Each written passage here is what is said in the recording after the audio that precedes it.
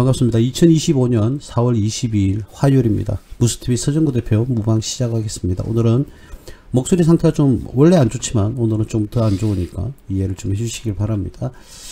자, 우리 뭐 늘 그렇지만 오늘 코스피 지수 한번 확인해 볼까요? 코스피 지수는 살짝 약보합 0.07% 약간 내렸습니다. 2486원 64전 0.07%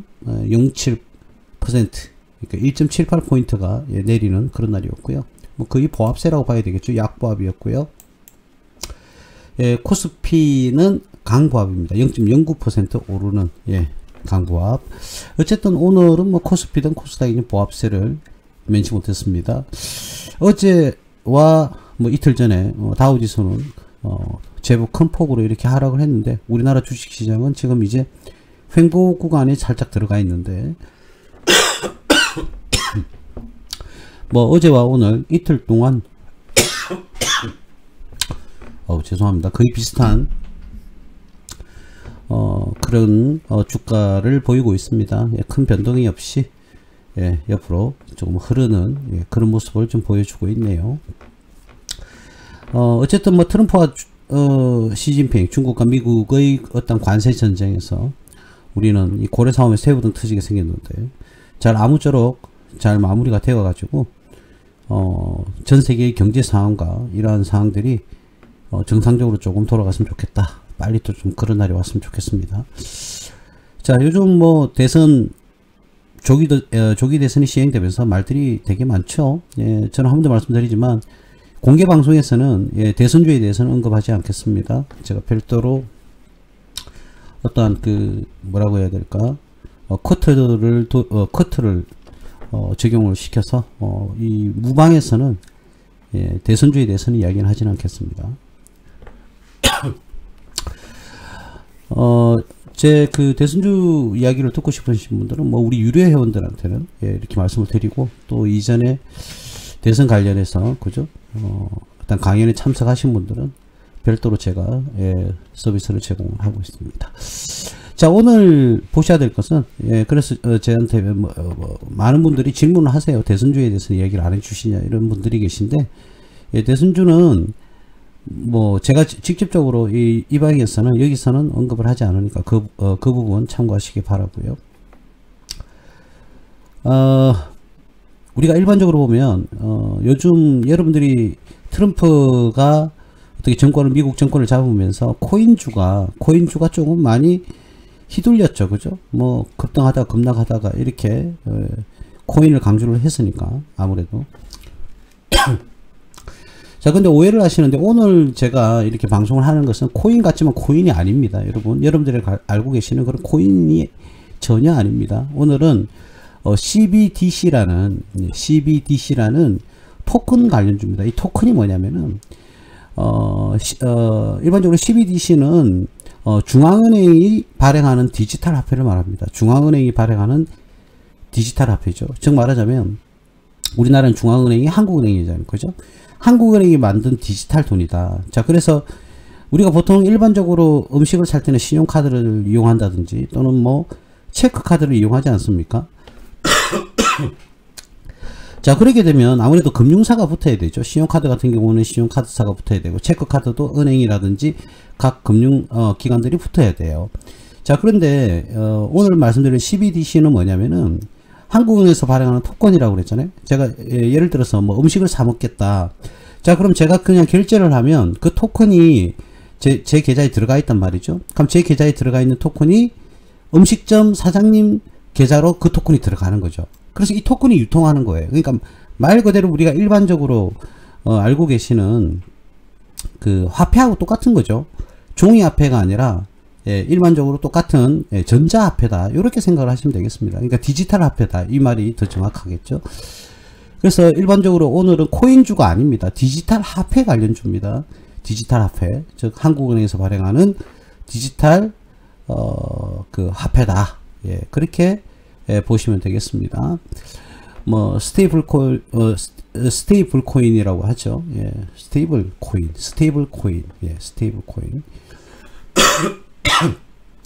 자, 그럼 우리나라의 이 뭐 그 CBDC가 진행이 되느냐, 한국은행에서 발행하는 뭐 디지털 화폐가 진행이 되느냐, 이번 달부터 진행이 되고 있습니다. 그래서 일반적으로 10만 명에게 이 테스트 기회를 지금 주고 있습니다. 10만 명, 대한민국 국민 10만 명에게 이 토큰을 거래하는 것을 어떤 전자화폐다 보니까 어떤 문제가 없어야 되겠죠. 자, 그런데 한 번 더 말씀드리지만 신용카드사라든지 은행을 통하지 않습니다. 이 코인을 결제하면 이 코인이 바로 상대방 그 코인 계좌로 들어가는 거죠. 화폐 계좌로. 그러니까 토큰. 이 토큰이 그 토큰으로 들어가는 거예요. 그냥 왔다 갔다 하는 거예요, 토큰이. 그러니까 은행이라든지 신용카드사는 전혀 필요가 없죠. 그래 되면 아무래도 가맹점 입장에서는 수수료가 훨씬 줄어들겠죠. 그죠? 카드사 수수료라든지 뭐 이러한 수수료가 굉장히 줄어들 겁니다. 그래서 일반적으로 이것을 뭐 예금 토큰이다, CBDC를 예금 토큰이다 이렇게 표현을 합니다. 일반적으로. 그런데 어쨌든 내가 들고 있는 돈을 토큰으로 바꿔 토큰을 가지고 거래를 하는 거죠. 예, 코인이 아닙니다. 그래서 카드사, 결제대행사, 결제하면 결제대행사도 있죠. 그리고 은행 등등에 내던 어떠한 수수료가 대폭 줄어든다 이거죠. 뭐 개개인마다는 뭐 크진 않겠지만 국가 전체 입장에서 보면은 아무래도 이 비용이 줄어드는 것은 맞습니다. 이런 비용들이 자꾸 늘어나면은 뭐 부채와 연관이 되기도 하죠, 그죠? 예, 그래서 그런 부분은 괜찮은데 문제는 자 이러한 그 토큰을 보관하는 장소를 금융계좌로 할 것인지 별도의 계좌를 국가에서 부여를 할 것인지 아무래도 그런 문제가 있겠죠, 그죠? 취입으로 만들 건지. 그래서 조금은 좀 불안 요소가 없지 않아 있긴 합니다. 예, 결제할 때 오류라든지 에러가 발생하면 내 토큰을 다 잃어버리는, 한 번 더 말합니다. 코인이 아니라 토큰이라고 표현을 하고 있습니다. 이 토큰을 잃어버리는, 그죠? 금융상의 문제로 뭐 해킹의 문제도 좀 확인을 해야 될 거고, 그죠? 예, 그래서 그런 문제가 있기 때문에 일단 10만 명한테 예비 테스트를 지금 진행 중에 있다고 합니다. 이래 되면 아무래도 기존의 체크카드나 신용카드를 썼던 그런 결제 시스템의 패러다임이 이 토큰 체제로 바뀐다. 그래서 정확한 표현은 전자화폐, 디지털 화폐다 이렇게 보시면 되겠습니다. 그래서 이 같은 경우에는요, 아무래도 내가 현금을 1억을 넣었다. 자, 근데 이 현금을 토큰으로 바꾸는 거죠. 이 토큰으로 이제 사고 팔고 하는 겁니다. 그러니까 이 토큰은 현금, 즉 실물 자산과 연동이 됩니다. 그래서 그런 면에서는 신용, 레버리지가 아니라 실물 자산으로 있는 토큰 가지고 거래를 하는 거니까 실물 자산과 연동될 수밖에 없죠. 그래서 그러한 화폐, 실물 자산과 연동이 되니까, 그죠? 국가가 보정하는 실질적인 진짜 돈이다. 이렇게 보시면 되는 거죠. 그래서 일단 신뢰도가 조금 다른 금융자산보다는 좀 높다 이렇게 보시면 되겠죠. 그리고 한국은행이 발행하니까 보증관계가 확실하다. 예, 이렇게 보시면 될 겁니다. 그래서 아무래도 여러 요인들이 있는데 일단요 대표적으로 거론되고 있는 그런 회사 중에 제일 처음으로 한국전자금융입니다. 자, 한국전자금융은 뭐냐면은 이 회사는 ATM기 있죠, 여러분들. ATM기, 은행 가면 ATM기 있고요. 그리고 무인 환전기, 뭐 ATM기로 다 무인 환전하지 않습니까, 그죠? 근데 이 환전은 이제 돈을 출금하는 거는 ATM이고, 아무래도 환전하는 것은 뭐 외국 돈을 원화로 바꾼다든지 이러한 등등의 기능을 가지고 있죠. 자, 이러한 그 ATM기라든지 무인 환전기 등을 만드는 금융 자동화 기기를 만드는 회사입니다. 한국전자금융이. 그래서 아무래도 이 디지털 화폐가 우리나라 전반적으로 이제 사용이 될 때는 아무래도 굉장한 수혜를 볼 가능성이 굉장히 높다 이렇게 볼 수 있겠죠.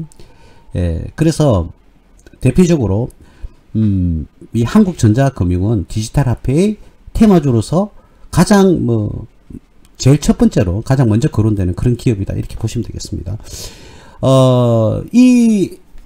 관련 CBDC 관련한 기업들이 말이죠. 이 기업들이 지금 현재 주가가 극단적으로 상승을 한다든지 우상향을 한다든지 그런 단계가 아니고요. 이제 시발점에 놓여져 있거든요. 시발점에. 자, 그래서 이런 부분은 우리가 생각을 해본다면 어떤 경제적 환경, 정치적 환경, 사회적 환경이 안정이 된다면 우리나라뿐만 아니라 전 세계가 안정이 된다 그러면 이러한 종목은 나름 탄력을 받을 가능성이 굉장히 있어 보입니다. 그래서 지금 상승하기 전에 미리 여러분들께 거의 뭐 바닥권들이니까요. 왜 이제 뭐 4월달부터 지금 테스트를 하고 있으니까 이제 전체적으로 다 오류나 뭐 탈루가 없는 경우에는 적극적으로 시행할 가능성도 있어 보입니다. 전 국민을 상대로. 자, 그래서 이전에 그렇게 해서 어떤 이러한 기업들이 호황을 누리기 이전에 미리 저평가되어 있을 때 내 포트에 매수를 한다면 나중에는 나름 중장기적인 수익을 기대할 수 있다, 이렇게 볼 수 있겠죠. 그래서 제가 오늘은 지금 상승하기 전에 바닥권에 다들 머물러 있으니까 기업을 잘 분석을 해서 포트에, 그죠, 좀 길게 생각을 하고, 그죠, 매수를 하면 적절한 수익을 낼 수 있지 않을까, 예, 그런 생각이 듭니다. 자, 뭐 그러한 기업들이 많이 있을 건데 말이죠. 자, 많이 있을 건데 일단 지금 이제 뭐 기본적 분석을 한번, 예, 한국전자금융 먼저 한번 보겠습니다. 자, 한국전자금융은 매출은 3,700억대, 그리고 3,300억대. 근데 올해는 아유, 이 목이 기침이 자꾸 나와가지고, 저는 감기를 하면 기침이 자꾸 나와가지고, 그죠? 자, 매출은 뭐 나름 3,300억대, 3,500억대를 기록했고요. 작년은 영업이익이 187억, 당기순이익은 24억입니다. 근데 올해 예상치는 3,700억을 예상하고 있고요. 영업이익이 작년 187억에서 314억대를 예상을 하고 있습니다. 당기순이익은 작년 24억에서 4배 정도, 5배 정도 상승한 118억을 예측을 하고 있습니다. 이건 예측치입니다. 자, 만약에 이게 실현이 된다면 이 기업의 지금 주가는 과연 고평가인가 저평가인가 라고 봤을 때 이 기업의 퍼 기준은 14.73 정도가 나옵니다. 그죠? 이렇게 실적이 나왔을 때는 자, 이러한 14.73의 주가 수익률을 볼 때, 예, 업종포는 지금 안 나와 있죠. 그죠? 업종포는 지금 안 나와 있는데 14.73 정도 되면은 뭐 어느 정도의 어떤 값어치를 측정을 할 수 있을지 모르겠지만 일단 PBR은 더 낮아질 겁니다. 더 저평가가 될 거고요. 퍼는 지금 주가 수익률에 대략 6분의 1 수준으로 훅 떨어질 겁니다. 5분의 1 수준이네요. 5분의 1 수준으로 퍼가 떨어질 것이다, 이렇게 예측을 한다면 충분히 가치 가능성이 있어 보입니다. 예, 그래서 이 종목은 오늘 하는 CBDC 관련 종목들은 조금 중장기적으로 보고 여러분들이 편입을 해야 되지 않겠나, 그렇게 봐집니다. 회사의 어떤 재무 상태라든지 그리고 기업의 실적이라든지 이런 것들이 큰 뭐 문제는 없어 보이긴 합니다. 없어 보이긴 한데 좀 마음이 걸리는 게 역시나 제가 확인하는 이 부채 비율이 작년 2024년 12월 31일 기준으로 203%, 올해 연말은 174% 정도로 예측을 하고 있네요. 예, 부채 비율이 조금 걸리는 거는 없지 않아 있어 보입니다. 그래서 뭐 일단은 뭐 예측치지만 충분히 이 실적을 달성할 가능성이 높아 보인다, 이렇게 봐지고요. 아무래도 CBDC 관련해서 또 어떤 수혜를 많이 보게 된다 그러면 예상보다 더 어닝 서프라이즈가 더 발생하지 않을까, 예상했던 실적보다 더 뭐 상승할 가능성도 없지 않아 있어 보입니다. 그게 한국전자금융이고요. 근데 이 한국전자금융이 기술적 분석을 보면 결국은 지금 현재는 하단에서 박스권입니다. 지금 박스권을 유지를 하고 있거든요. 박스권 하단에 유지를 하고 있다, 예, 이렇게 보시면 되겠고, 지금 현재 현재의 주가 형태를 한번 봐보면, 예, 이평선들이 다 수렴을 하고 있죠. 이평선들이 다 모아가고 있습니다. 이평선들이 다 모아가고 있고, 이 수렴이 되면 뭐 이러한 모습은 정배열로 가는 모습이죠. 그죠? 실질적으로 요 자리죠. 그죠? 요 자리에서 다 모이면서 올라갔다가 다시 조정을 받고 한 번 더 기회를 줬습니다. 향후에는 중장기적으로는 충분히 정배율로 진행이 될 가능성도 있어 보입니다. 있어 보여요. 그래서 너무 뭐 큰 수익을 내겠다라는 그런 의도는 가지지 마시고, 내가 나름대로의 어떠한 뭐 수익률을 기대를 하고 있는 수익률에서 나중에 내 예상치를 밑돌 수도 있고 밑돌 수도 있겠죠. 그죠? 자, 그래서 중장기적으로 좀 바라보면 충분히 여러분들이 기본적인 수익률은 기대할 수 있는 그런 종목인 것 같아요. 예, 그래서 지금 지지선도 견고하게 지금 지지를 하고 있습니다. 그죠? 이 라인들이 뭐 거의 뭐 지지선이라고 볼 수 있겠죠? 이 지지선도 잘 유지를 하고 있고, 2차 지지선은 뭐 여기가 되겠죠. 그죠? 여기가 될 겁니다. 자, 이게 뭐 잘 유지가 되고 있고, 회사 자체도 실적이 꾸준하고, 올해는 아마도 작년, 재작년보다는 실적이 조금 더 좋아지지 않겠나, 예, 그렇게 봐집니다. 그래서 첫 번째로, 일반적으로 12DC 하면 여러분들 생각하실 게, 자, 한국전자금융을 일단, 제일 먼저 떠올립니다. 자, 그리고 똑같이 그와 비슷한, 그 정도로 바로 떠올리는 회사가 하나 더 있습니다. 바로 한네트라는 회사거든요. 한네트. 자, 이 한네트란 회사도 일반적으로 ATM기라고 할 수 있겠죠. 그 ATM기와 정산 시스템이 특화되어 있다. 정산 시스템이. 그러니까 카드를 결제를 하게 되면 신용카드사에 넘어가고 긁고 하면은 수수료가 서로 간에 발생하겠죠. 그죠? 자, 그러한 정산 시스템과 현금 자동 입출금기를 만드는데, 아무래도 디지털 화폐도 그런 결제 환경 구축에 가장 적합한 그런 시스템이라고 합니다. 그러니까 전자결제, 디지털 화폐를 사용하기에 있어서 결제 환경을 구축하는 데서는 가장 탁월한 시스템이다, 이런 말들이 있어요. 그래서 한네트와 한국전자금융과 더불어서 한네트도 같이 그 이야기들이 많이 나오죠. 예, 많은 사람들이. 그리고 전문가들도 이런 테마성을 가지고요, 많이 공격을 하기도 하죠. 자, 그런데 이 한네트라는 회사도 지금 현재 보시면은 거의 지지선에 지지를 딱 받고 있습니다. 이 라인이 대략 한 3,800원 정도가 강력한 지지선이 될 건데요. 이평선이 똑같죠. 한국전자금융하고 비슷합니다. 이평선이 다 수렴을 하고 있습니다. 이평선들이 전부 다 수렴, 모이고 있는 그런 자리입니다. 그죠?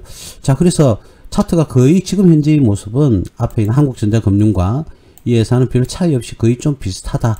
예, 이렇게 볼 수가 있겠어요. 자, 이 회사는 한국전자금융보다는 매출은 떨어집니다. 매출은 떨어지는데 부채 비율은 낮죠. 그죠? 43% 정도밖에 안 됩니다. 작년 12월 31일 기준인데요. 영업이익은 작년에 42억, 재작년에는 33억, 그 앞에는 25억. 영업이익이 점차적으로 늘어나죠. 그죠? 당기순이익도 20억, 25억, 34억 계속적으로 늘어납니다. 이 회사는 이제는 고정비 포지션은 다 잡아냈다는 거죠. 이렇게 보면. 자, 그래서 이 회사는 가장 관건은 매출 신장이 굉장히 중요하다. 그래서 올 연말에, 물론 뭐 법이 바뀔 가능성도 높지만, 연말에 매출이 500억이 안 되는 기업은 시장에서 뭐 상장 폐지를 시킬 수도 있다, 이런 말들이 떠들어왔죠. 그죠? 우리 연초에 2, 3월 달에 떠들어왔기 때문에 지금 매출이 259억 밖에 안 돼요. 그래서 어떻게든 이 회사는 매출을 좀 늘리는데 중점을 둬야 된다. 이 회사는 매출이 늘어나면요, 영업이익은 대폭적으로 늘어납니다. 무조건. 고정비 포지션이 잡혀 있어요. 이러한 영업이익과 당기순이익을 구조를 가진다면. 자, 그래서 매출만 늘어나면 영업이익과 당기순이익과 주가도 폭발적으로 늘어날 가능성이 있어 보입니다.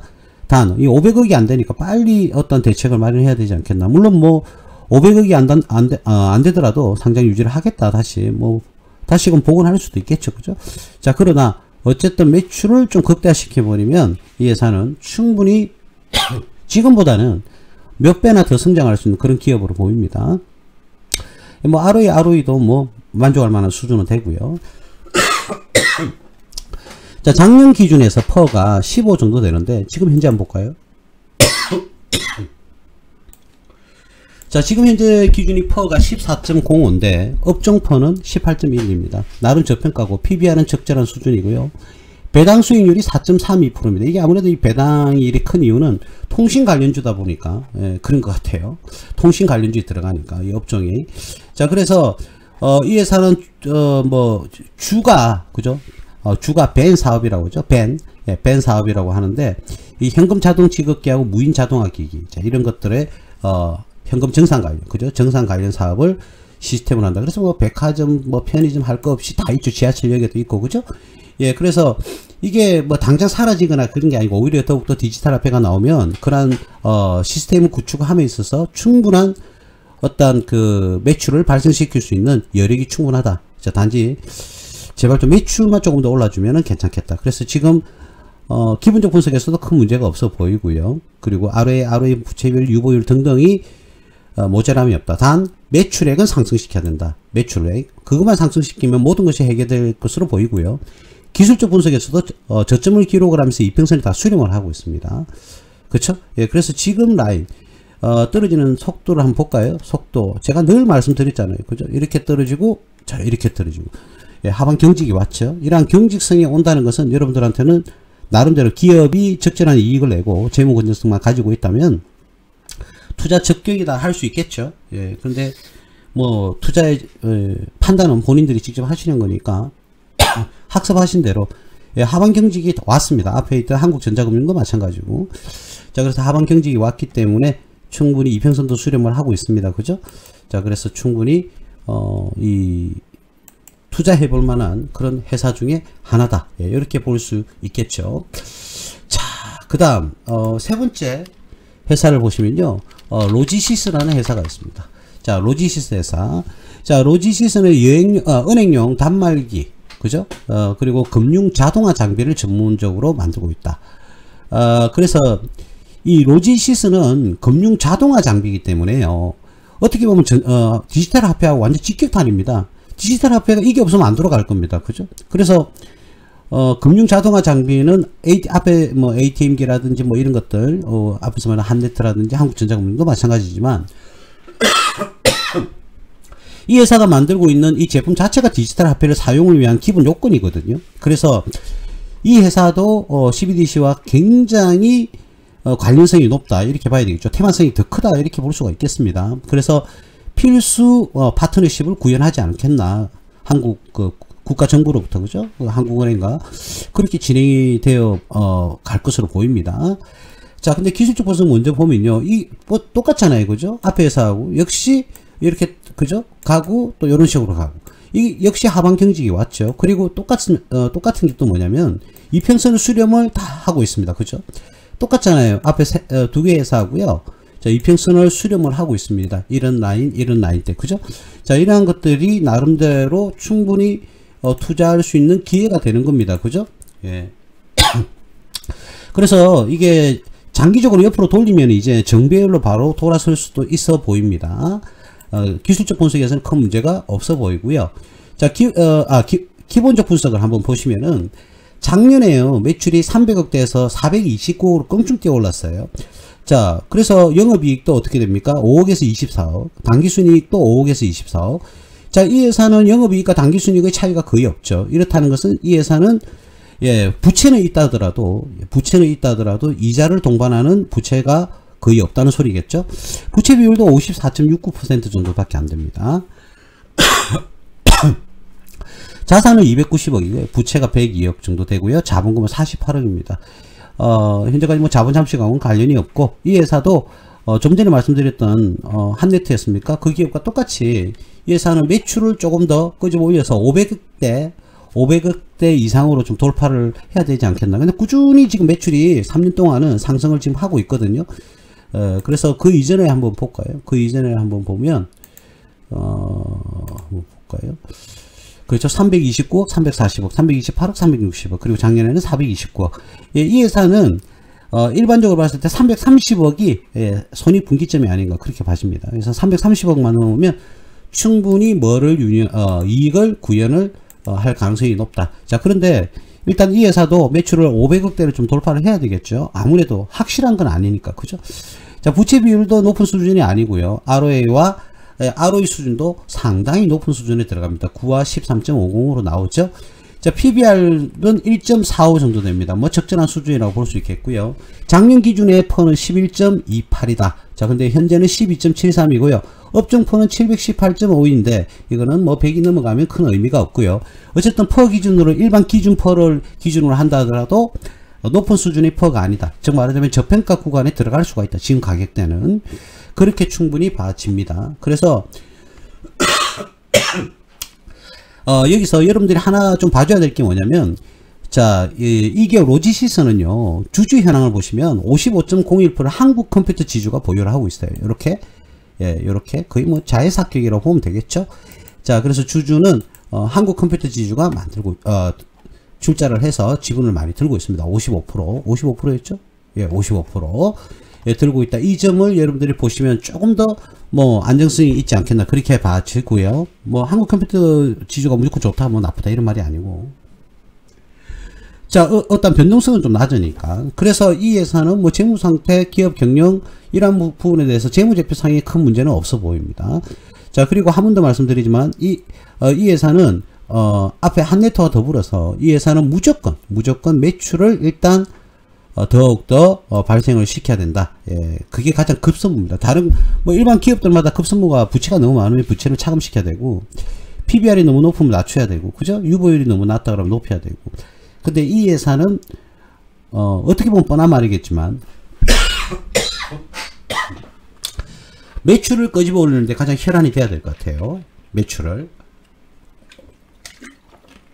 역시 중장기적으로 본다면 이 회사는 큰 뭐 현재까지는 문제가 없어 보입니다. 없어 보이고, 기술적 분석도 서두에 말씀드렸던 한국전자금융, 한네트, 그리고 이 회사 로지시스 같은 경우도 다 이평선이 지금 딱 수렴을 하고 있는 저점을 지금 이렇게 확인을 할 수 있는 그런 자리거든요, 전부 다. 그래서 중장기적으로 보면 이 세 종목 다 중장기적으로 봤을 때는 뭐 상승 가능성이 높다. 그리고 한 번은 국가에서 발표를 하겠죠, 그죠? 디지털 화폐를 본격적으로 뭐 확장하겠다, 뭐 라든지 뭐 이런 식의 발표가 이루어지면 이러한 회사들은 충분히 테마를 타고 상승 가능성이 높다, 이렇게 보시면 되겠죠, 그죠? 자, 그래서 로지시스까지, 예, 여러분들 일반적으로 거의 3개사가 좀 비슷하죠, 그죠? 근데 세분화하면 조금 다릅니다, 여러분. 그래서 무조건 똑같은 게 아니고요, 좀 비슷한 것 같지만 조금 다른 차이점은 있다. 자, 그리고 네 번째 회사는요, 조금 다른 회사입니다. 금융보안 솔루션, 예, 포스 시스템입니다. 포스 시스템. 금융보안 솔루션 하고요, 포스 시스템, 결제하는 그런 시스템이겠죠. 자, 이러한 시스템을 만들어내는 그런 기업인데요. 아무래도 이 회사도 토큰, 그죠? 디지털 화폐가 도입이 된다 그러면, 본격적으로 도입이 된다 그러면 이 회사도 충분히 수혜를 받을 가능성이 높아 보입니다. 자, 이 회사는 지금 현재 뭐 상승을 했다가 옆으로 돌리고 있는 그런 모양새를 보여주고 있죠, 그죠? KCS. 자, 그래서 이 회사는 지금 이평선을 다 수렴하는 시점이 작년 11월 달쯤이었는데 상승을 해서, 그죠? 조정을 받고 옆으로 지금 박스권을 돌리고 있는 모양입니다. 아무래도 뭡니까? 업종이 다르잖아요. 앞에 있는 3개사 같은 경우에는 로지시스까지 한네트, 한국전자금융은 어떻게 보면 좀 그 ATM이라든지 또는 어떤 전자금융화폐 디지털 시스템이라든지 이러한 것들이 거의 동일했는데, 이 회사는 보안 솔루션하고요, 포스 시스템입니다. 자, 그렇다 보니까 조금 차이가 있죠, 그죠? 예, 그래서 앞에 3개사는 이평선을 다 수렴하고 있고, 이 회사는 이평선을 수렴해서 상승을 해버렸습니다, 그죠? 상승을 하고 지금 박스권을 가고 있는 그런 모양이죠. 아무래도 업종이 좀 차이가 있으니까 조금 다른 것 같아요. 자, 그리고 뭐 각종 테마가 붙었겠죠. KCS 같은 경우에는 제가 뭐 대선전의 이야기를 안 한다고 했으니까 저 생략을 하겠습니다. 자, 그래서 뭐 이 회사는 기술적 분석에서는 지금 들어가기에는 기본적 분석을 한번 확인을 해봐야 되지 않겠나. 지금 박스권에 있으니까, 그렇죠? 2차 파동도 있을 것 같긴 한데 재무 분석을 하고, 그죠? 확인을 해봐야 되겠죠. 판단을 해봐야 됩니다. 자, 그런데 2022년 매출이 417억, 2023년에는 477억. 근데 작년에는요, 매출이 295억으로 훅 줄어들었습니다. 그죠? 영업이익도 5억, 32억, 20억. 그리고 당기순이익은 8억에서 28억으로 늘어났다가 작년에는 20억으로 줄어들었습니다. 그죠? 다른 테마가 붙었어요. 자, 이 회사는 부채 비율이요, 26% 밖에 되지 않습니다. 작년 12월 31일 기준 26% 밖에 되지 않다. 자, 그런데 유보율은 그렇게 높은 수준은 아니죠. 200 겨우 넘어가는 수준. 자, 그런데 ROA와 ROE는 예, 좋아지는 그런 추세를 보이고 있다. 자, 그리고 퍼는 지금 이제 작년 연말 기준으로 86.14인데 지금 현재 기준은 주가가 끔찍 올랐다가 내렸으니까 68.55죠, 그죠? 업종포가 718.5이면 100이 넘어가니까 의미가 없어요.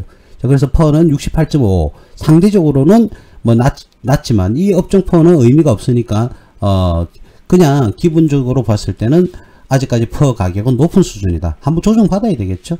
제가 예상컨대 이 종목을 들어간다 그러면 5,000원대가 붕괴가 되기를 바라보겠습니다. 또 아무래도 뭐 또 지금 투자하고 계신 분, 테마주를 가지고 투자하고 계신 분이 조금 씁쓸해 하실지는 모르겠는데, 예, 어쩔 수가 없습니다. 있는 그대로 말씀을 드릴게요. 자, PBR 같은 경우에도 7.26으로 상당히 지금 높은 수준에 들어가 있죠. PBR도. 물론 뭐 이러한 서비스와 비슷한, 거의 서비스와 관련되어 있는 이러한 회사들은 PBR이 높습니다. 1.2가 넘어간다고 와 이건 너무 뭐 고평가인데 이렇게 판단하실 필요는 없고요. 단기적으로 주가가 상승을 하면서 PBR 프리젠터 가격이 아무래도 올라가는 바람에 그죠? PBR 수치가 대폭 상승을 한 것으로 보입니다. 일반적으로는 한 2.3 정도 되겠네요. 일반적으로 정상 주가 기준으로 했을 때는 PBR이 2.3 정도 되지 않을까 그렇게 봐집니다. 예, 뭐 제가 암산으로 한 거니까 여러분들 이해를 해 주시고요. 자, 그래서 기본적 분석에서도 이익은 구현은 다 했지만 매출이 지금 껑충 와장창 내려앉아 버렸죠. 그러니까 영업이익과 당기순이익도 줄어들었는데 지금 주가는 제가 냉정하게 말씀드리면 이 회사는 고평가다 이렇게 볼 수 있겠습니다. 단기적으로 뭐 단타를 쳐서 상승해서 수익을 낼 수는 있겠지만 중장기적으로 봤을 때는 이 종목은 지금은 매수할 타임이 아닌 것 같아요. 그래서 한 5천원대 5천원대까지 한번 난 죽어도 이 종목을 사보겠다 그러면 한 5천원 요렇게 4,800원에서 5천원 정도 떨어지면 한번 매수를 해봐도 되지 않을까 그렇게 봐집니다. 그러나 앞에 세 종목에 비해서는 큰 메리트가 없어 보입니다. 그래서 저는 철저하게 안정성의 원리에서 수익도 잘 내고 더욱더 안전한 종목을 여러분들한테 추구하고 말씀을 드립니다. 그래서 괜히 들어갔다가 또 물려가지고 또 뭐 그렇게 하지 마세요. 그리고 이 회사하고 좀 비슷한데 이름이 KCT라는 회사가 있어요.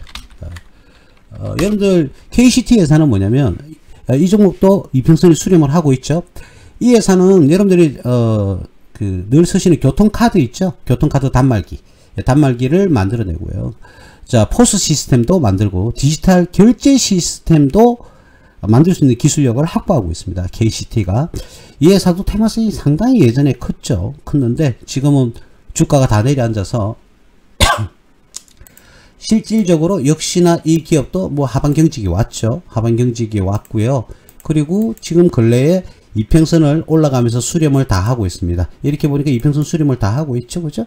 이평선을 수렴해 나가고 있다.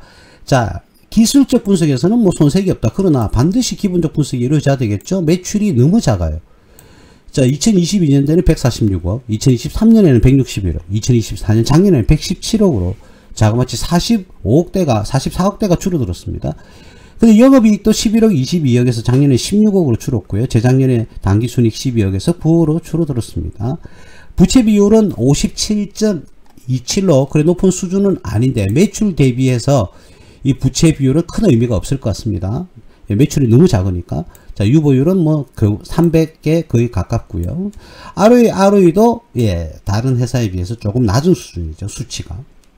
만족할 만한 수준이 아니다. 이렇게 봐집니다. 자, 그리고 위로 한번 올라가 보면 퍼는 지금 현재 가격이 42.47이고 업종퍼는 718.52. 이 계속 보이죠? 718.52. 자, 100이 넘어가면 큰 의미가 없고요. 어쨌든 42.47에 들어간다. 근데 앞에 있는 KCS보다는 주가 수익률이 지금 현재 저평가가 되어 있지만 이 회사가 그렇다고 해서 지금 현재의 주가가 그렇게 낮은 수준은 아니다. 이렇게 말씀을 좀 드리겠고요. 그러나 앞에 있는 회사의 PBR 기준이 7 정도 되지 않습니까? KCS가. 근데 이 회사는 뭐 PBR 기준은 1.10으로 낮은 수준이죠. 충분히 들어가 볼 만한 수준이 있습니다. 그래서 이 회사도 충분히 디지털 화폐 관련주로서 충분히 어떻게 된다고요? 관련성이 높다. 자, 근데 이 회사는 한 번 더 눈여겨볼까요? 여러분 여기 보세요. 한국 컴퓨터 지주가 또 있죠. 지주. 그죠? 한네트였습니까? 아까? 자, 두 회사가 전부 다 주주가 한국 컴퓨터 지주입니다. 그죠? 한네트 한번 볼까요? 맞죠? 또 하나 더 있었던 것 같은데. 그래서 좀 특이하죠. 그죠? 여러분들. 그래서 다 출자해서 파트를 나눠 놓은 거예요. 좀 분산을 좀 시켜 놓은 것 같아요. 그래서 이거는 이 말고 우리가 한번 세 종목 다 볼까요? 한국전자금융 하나 더 있었는데. 자, 한국전자금융 나이스홀딩스 이고요. 그 다음 한네트는 금방 봤죠. 한네트는 한국 컴퓨터 지주회사 맞죠? 예, 그리고 로지시스입니까? 자, 로지시스. 자, 로지시스도 한국 컴퓨터 지주죠. 이렇게 그죠? 그리고 조금 전에 했던 KCT도 보면 한국 컴퓨터 지주. 그죠? 자, 요런 부분입니다. 그래서 한국 컴퓨터 지금 지주가 요렇게 KCT, 로지시스, 그리고 한국전자금융이 아니고, 한네트, 잠시만요. 한네트죠. 자, 한네트, 이렇게 한국 컴퓨터 지주. 자, 한국 컴퓨터 지주가 이 세 개사의 회사를 다 지분 50% 정도를 다 보유하고 있어요. 한네트, 한국전자금융, 로지시스. 자, 근데 이런 쪽에 특화가 되어 있는 거죠. 아무래도 뭐 컴퓨터라든지 컴퓨터 관련한 그런 기업이다 보니까 이런 시스템을 만들어내서 판매를 하는 것 같아요. 그래서 조금 보면, 어떻게 보면 조금 알딸딸하죠. 그죠? 전부 다 관련 기업들이죠. 그죠? 출자하는 회사가 다 똑같으니까, 여러분들, 이런 부분에 조금, 이건 어떻게 보면 단점이고요. 어떻게 보면 또, 장점으로 들어갈 수도 있습니다. 자, 근데 이 한국 컴퓨터 지주가 너무 유사한 기업들을, 마구잡이로 좀 찍어낸 경향이 있는데, 한 회사에서 다 해도 됩니다. 근데 이 세 개사로 지금 나눠놨어요. 이런 부분은, 사실은요, 이 한국 컴퓨터 지주가 그렇다는 건 아니고요. 기업이 어떤 자금을 세탁을 하거나 또는 내부 거래가 발생할 수 있습니다. 이런 회사들은. 한국 컴퓨터 지주가 그렇다는 건 전혀 아니고요. 그래서 그런 부분에 조금 리스크는 있다. 아니면 이렇게 나누는 이유가 그 기업마다 특화되어 있는 기술로 그 기술을 하나하나씩 나눠서 기업화했다. 이렇게 볼 수도 있겠죠. 물론 뭐 지주회사가 있으니까 모든 회사, 조금 전에 말씀한 한네트라든지 로지시스, 이러한 회사들은 KCT, 이러한 회사는 어떻게 보면 나중에 지주회사 다 묶여있기 때문에 관련 기업들이다. 이렇게 볼 수도 있겠죠. 근데 아무래도 이게 다르겠죠. 안에 내용들은 조금 다를 겁니다. 제품군이라든지, 판매하는 서비스가 다를 거예요. 자, 근데 이 부분도 여러분들 놓치지 마시고요. 결국은 한국 컴퓨터 지주가 이러한 회사를 다 가지고 있다. 예, 이렇게 여러분들이 보시면 되겠죠. 자, 한국 컴퓨터를 한번 볼까요? 자, 한국 컴퓨터라는 회사를 한번 보시면 이 회사가 지금 현재 이 회사가 아닐 것 같은데 이 지주 회사는 상장이 안 돼 있고 여기도 보세요. 한국 컴퓨터라는 회사도 한국 컴퓨터 지주사가 42% 이래 보유하고 있죠. 그죠? 예, 그래서 한국 컴퓨터 지주라는 회사는 없습니다. 상장은 안 돼 있습니다. 상장이 한국 컴퓨터 지주가 없죠. 자, 한국 컴퓨터까지 이 4개사가 지금 한국 컴퓨터 지주회사에서 다 관리를 하고 있죠. 그죠? 다 통폐합을 하고 있습니다. 따로따로 기업이 있지만 이걸 다 아름다리 묶은 한국 컴퓨터 지주회사는 뭐라고요? 비상장 회사로서 다 관련성이 있다. 조금 전에 말씀드렸던 그런 기업들이 한국 컴퓨터 지주회사와 다 관련성이 있다. 정리를 한번 해볼까요? 자, 맨 처음에 한국 컴퓨터고요. 그 다음 한네트, 그리고 로지시스, 그리고 KCT. 자, 이 4개의 회사는 주주가 똑같단 말이죠. 대주주가 한국 컴퓨터 지주다. 이렇게 보시면 되겠죠. 관련 기업이다. 이렇게 보시면 될 겁니다. 자, 그래서 제가 보는 관점은 매출 기준도 있고 하니까 그죠? 일단은 다각도로 다 같이 정리를 한번 해볼게요. 한국 컴퓨터 말고 한국전자금융부터. 자, 한국전자금융이 일단은 보면은 매출이 3,700억 대니까 뭐 이 회사는 뭐 건드릴 게 없네요. 뭐 큰 문제가 없어 보이고. 자, 한네트는 매출이 상승을 해야 됩니다. 한네트는 상승을 해줘야 됩니다. 자, 로지시스도 조금 더 500억대를 좀 돌파했으면 좋겠다는 부분이고요. 자, KCT도 당연하고요. KCT는 지금 매출이 너무 저조합니다. 그리고 KCS도 지금 매출이 477억까지 갔다가 작년에 295억으로 꼬꾸라졌는데 한국전자금융을 제외하고는 그죠? 한국전자금융을 제외하고는 전부 다 매출 부분에서 조금 더 신경을 써야 되지 않겠나 그렇게 봐지고 올해 만약에 이 디지털 화폐가 사용이 본격화가 된다면 충분히 매출을 상승을 할 수 있는데 기여를 하겠죠. 그죠? 예, 그런 부분 여러분들 생각을 해보시면 되겠고요. 그리고 앞에서 이제 순서대로 말씀드리면 좀 유사한 기업들은 한국전자금융하고요, 한네트하고, 그죠? 그리고 로지시스는 거의 유사한 기업이고, 뒤에 있는 KCS나 KCT는 이 2개가 좀 유사한 기업인데, 제가 추천하는 것은 가장 안정성이 높은 기업은 여러분들도 보셨다시피 한국전자금융이 되지 않을까, 예, 그렇게 봐지거든요. 한국전자금융. 자, 근데 이 회사는, 아까 말씀을 드렸지만, 부채 비율을 좀 낮춰야 된다. 부채 비율을 좀 낮춰야 되지 않을까, 그렇게 봐지고요. 그 기술적 분석에서도 한국전자금융이 가장 안정세에 지금 들어가 있는 그런 모양새거든요. 자, 그래서 중장기적인 입장에 봤을 때 한국전자금융이 5종목 중에서는 가장 가치 가능성이 높아 보이고요. 저평가되지 않았나, 예, 그렇게 판단이 됩니다. 그리고 미래 성장 가능성도 한국전자금융이 가장 커 보입니다. 자, 우리 지금 그 회원분이나 무료 회원분들이 매수 타임은 다 알고 계실 겁니다. 제가 지금 이렇게 말씀을 드리면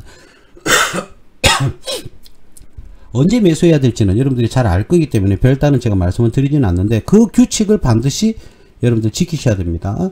자, 그리고 우리가 지금 이 나온 상태에서 삼성전자를 좀 잠시 볼게요. 삼성전자. 자, 삼성전자가 박스권으로 다시 살짝 들어왔지만 한 번 더 말씀드릴게요. 엉덩이는 자꾸 올리고 있다는 거. 여러분들, 자, 미세하지만, 자, 엉덩이를 자꾸, 이거, 이 선이 꺼진 게 아니고, 그죠?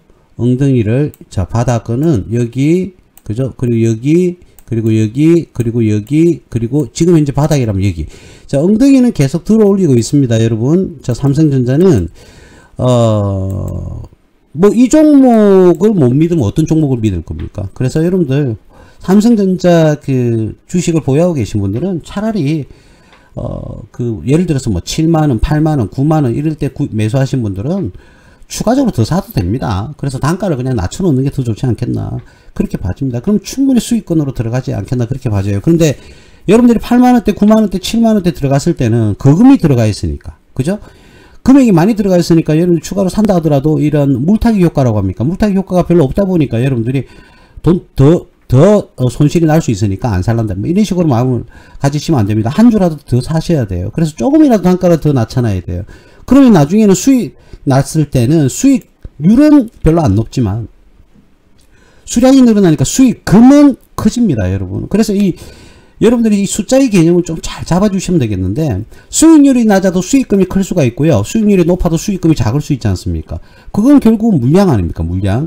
자, 그래서 너무 속상해하지 마시고 삼성전자 같은 종목은 한 주씩 한 주씩이라도 계속 사모아 가야 됩니다. 물론 뭐 지금 중국과 대만에 뭐 전쟁설이 자꾸 말들이 나오고 있습니다. 실제로 가능성이 높아 보이기도 하는데 뭐 제가 그건 뭐 군사 전문가가 아니까 잘은 모르겠습니다만 그러한 악재, 세계적인 악재는 우리가 어떻게 할 수가 없지 않습니까, 여러분? 어떻게 할 수가 없어요. 자, 그렇기 때문에 그걸 생각한다 그러면 주식 투자도 아니고 뭐 부동산 투자도 하면 안 되고 뭐 직장도 다니면 안 되겠네요. 밖에 나가면 뭐 미사일 맞을 수도 있으니까.